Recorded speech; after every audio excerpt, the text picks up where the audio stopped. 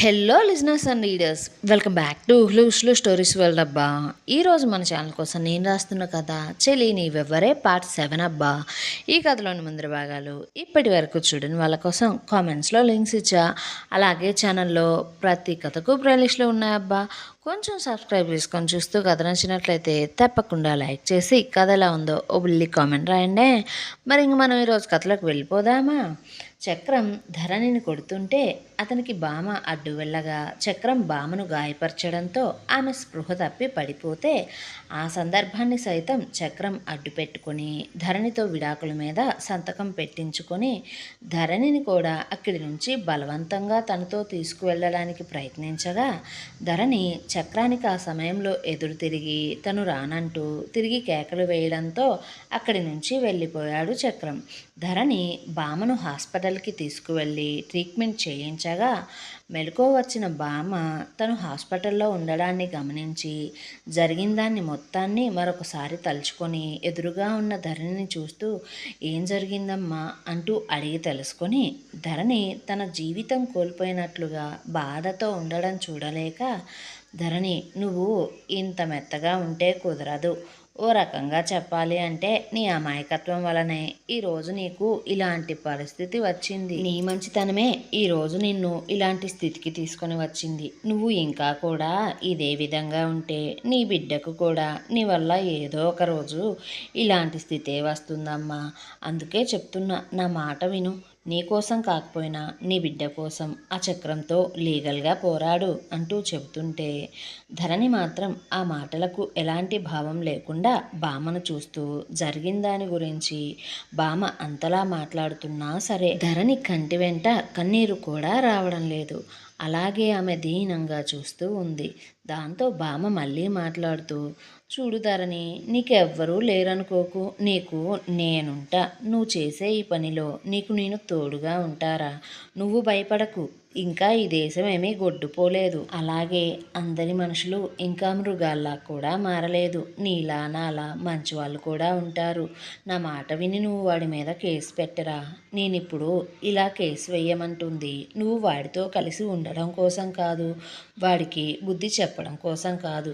వాడు మాయమాటలతో నీతో ప్రేమంటూ నీ నుండి తీసుకున్న ఆస్తి కోసం, వాడి వ్యాపారానికి నీ డబ్బే పునాది కాబట్టి ఆ వ్యాపారంలో పెట్టిన ప్రతి రూపాయి మీ నాన్న కష్టంరా. నీకు ఈ సమయంలో అది చాలా అవసరం అవుతుంది. అలాగే ఆ వ్యాపారాన్ని ఇన్ని రోజుల నుంచి నువ్వు కష్టపడి నీ చెమటతో ఒక్కొక్క మెట్టు పెంచుకుంటూ ఈరోజు ఇంత స్థాయికి తీసుకొని వచ్చావు. కాబట్టి నువ్వు దానికోసం పోరాడు. అలాగే ఆ దొంగముండ నీ కలల ప్రపంచంలోకి ఓ కంటి నలకలా వచ్చి నీ భవిష్యత్నే అంధకారం చేసిన ఆ మాయలేడి ఉంది కదా, దాని మీద కూడా పోరాడు. నిన్ను నిశ్రమను ఇన్నాళ్ళు దోచుకున్నందుకు వీళ్ళందరి మీద కేసు వేయి. అందరినీ కోర్టుకి ఇచ్చు. మన న్యాయ వ్యవస్థ నిజాయితీకి అండగానే ఉంటుందిరా అంటుంటే ధరణి మాత్రం ఆమె మాటలు వింటూ ఎలాంటి సమాధానం చెప్పకుండా ఆమెతో చక్రం ప్రవర్తించిందే గుర్తు చేసుకుంటూ ఉంది. దాంతో బామ్మ ధరణిని చూస్తూ తన బాధను అర్థం చేసుకుంటూ, అమ్మ చూడు ధరణి, నువ్వు ఇప్పుడు ఏడవాలి అనుకుంటే నీ మనసారా ఏడ్చేసేరా. ఇప్పుడు నువ్వు పడుతున్న ఈ మానసిక సంఘర్షణ నీ కడుపులో బిడ్డకు అంత మంచిది కాదు. నువ్వు ఇలా మొత్తం మనసులో పెట్టుకొని కుమిలిపోతూ ఉంటే వాడి ఎదుగుదల ఎలా ఉంటుంది చెప్పు. నీ బాధంతా పోయేదాకా ఏడ్చి కొంచెం ఊరట పొందు అంటూ ధరణి చేతిని మెల్లగా ఆమె చేతిలోకి తీసుకుంటే ధరణి నిస్సహాయంగా బామ్మను చూస్తూ నిర్జీవంగా ఒక చిరునవ్వుతో, బామ్మ అసలు ఇప్పుడు నేను ఎందుకు ఏడవాలి, ఎవరి కోసం ఏడవాలి చెప్పండి. అసలు నిజం చెప్పాలి అంటే నేను ఇప్పుడు సంతోషంగా కదా ఉండాలి. అలాగే నా బిడ్డను నేనిప్పుడు ఒక లక్కీ చామ్గా చూడాలి తెలుసా అంటుంటే బామ్మ కొంచెం విచిత్రంగా ధరణి మాటలకు ఆమెనే చూస్తూ, ధరణి నువ్వు బాగానే ఉన్నావు కదా అంటూ ఆమెను క్షుణ్ణంగా గమనిస్తూ ఉంటే ధరణి ఆ మాటకు జీవం లేని నవ్వుతో, నాకేం బాలేదు బామ్మ. నేను బానే ఉన్నా. ఇక మీదట కూడా బాగుండడానికే చూస్తా. ఎందుకంటే ఇన్ని రోజులు నేను కట్టుకున్న కళ్ళగంతులు తొలగిపోయి నాకు వారి నిజ రూపాలు, అసలు వారి స్వభావాలు తెలిసాయి. నేనింత గుడ్డిగా మోసపోయి జీవితం మొత్తం ఒంటరిగా ఉండిపోవడం పైనున్న దేవుడికి కూడా నచ్చలేదేమో. అందుకనే నా కోసం ఒక ధృవతారను గిఫ్ట్‌గా ఇచ్చాడు.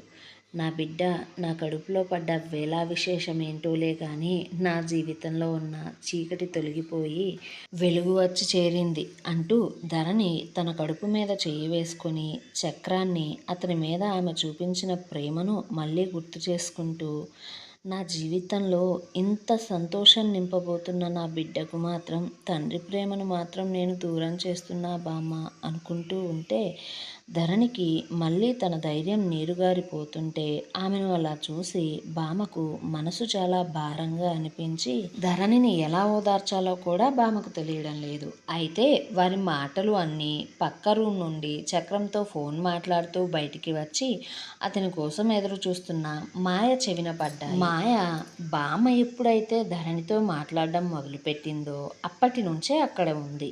దాంతో మాయకు ధరణి గర్భవతి అని తెలిసి ఆమె నెత్తి మీద పిడుగు పడినట్లు అయ్యింది. దాంతో ఇప్పుడు కానీ ఈ విషయం కానీ చక్రానికి తెలిస్తే మాయగతి కూడా ఇప్పుడు ధరణి గతిలాగే అవుతుంది. ఆమెను కొట్టి తిట్టి బెదిరించి ఆమె నుండి ఎలా అయితే చక్రం విడాకులు తీసుకున్నాడో మాయతో కూడా ధరణి కోసం అతను అదే విధంగా ప్రవర్తిస్తాడు. ఎందుకంటే చక్రానికి ధరణి అంటే ఇష్టం. కానీ అది ఎంత ఇష్టమో అతనికి కూడా సరిగా తెలియదు. అంటే అతనికి ధరణి అంటే ఎంత ఇష్టం ఉన్నా సరే అతనిలో ఈగో ఎక్కువ, మగాన్ని అనే అహం ఎక్కువ. ఆ రెండు ఆమె మీద ప్రేమను తొక్కేస్తాయి.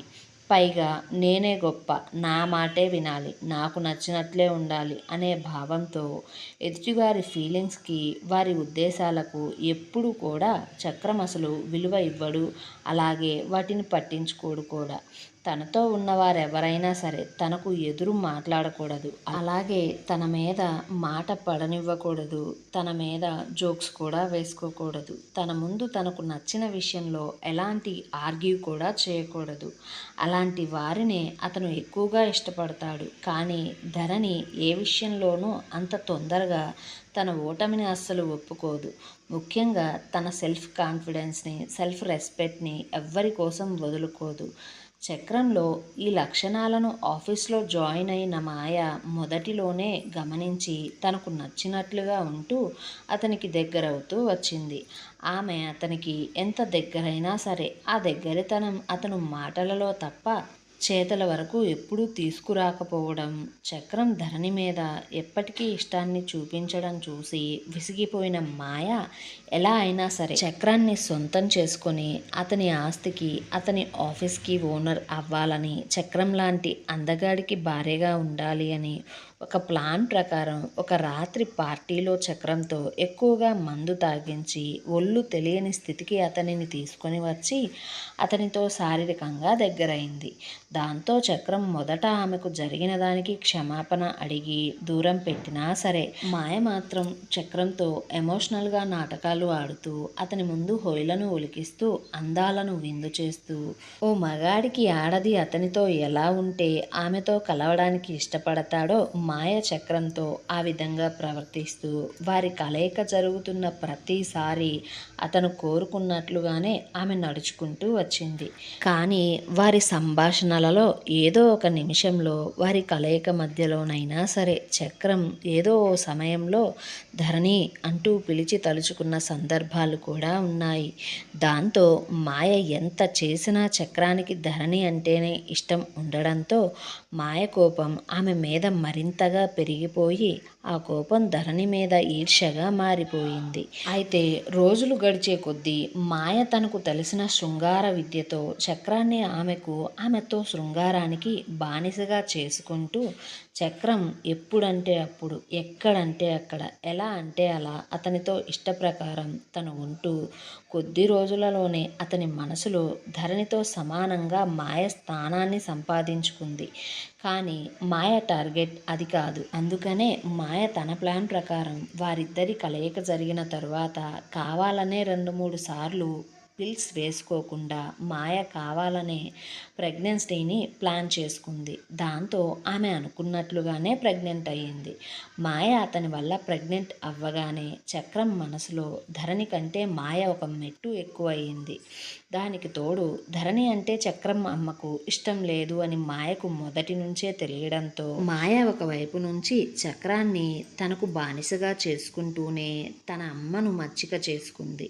అందుకే ఆమె తల్లి అయింది అనే విషయం ముందుగా చక్రం అమ్మతో చెప్పి చక్రానికి ధరణి మనసులో ఉండడం వల్ల అతని మెదడులో మరో ఆలోచన రాకుండానే అతన్ని తన తల్లి దగ్గరే లాక్ చేసి పెళ్లి చేసుకుంది.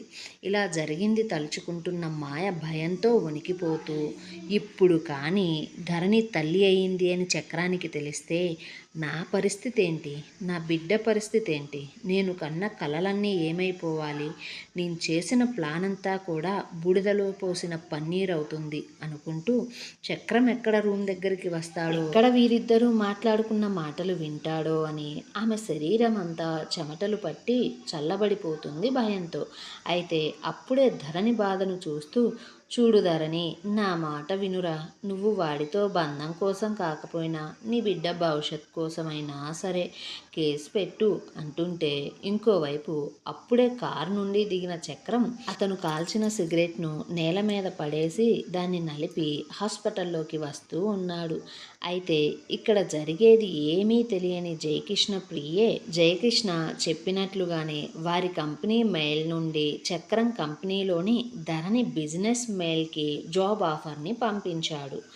మాయ చక్రం లోపలికి రావడాన్ని చూస్తూ ఆమెకు పడుతున్న చెమటను తుడుచుకుంటూ అతనికి ఎదురుగా వెళ్ళి ముఖాన్ని జాలిగా పెట్టుకుని కడుపు మీద చెయ్యి వేసుకుని చూపిస్తూ, చక్రం, నాకు బాగా ఆకలి వేస్తుంది, ప్లీజ్ రా, నాకు ఇప్పుడు పన్నీర్ బిర్యానీ తినాలనిపిస్తుంది, చాలా క్రేవింగ్స్ వస్తున్నాయి, ప్లీజ్ నన్ను తినడానికి తీసుకుని వెళ్ళవా అంటూ హోయలిపోతుంటే చక్రం ఆమె మాటలకు సరే అంటూ కూడా రూమ్ వైపే నడుస్తుంటే మాయ, ఇప్పుడు మనం తినడానికి కదా వెళ్ళేది, మరి రూమ్కి ఎందుకు వెళ్తున్నావు అనగానే చక్రం వాష్రూమ్కి ఒక 10 minutes వెంటనే వస్తా అంటూ అప్పుడే రూమ్ వైపుగా పోతున్నాడు.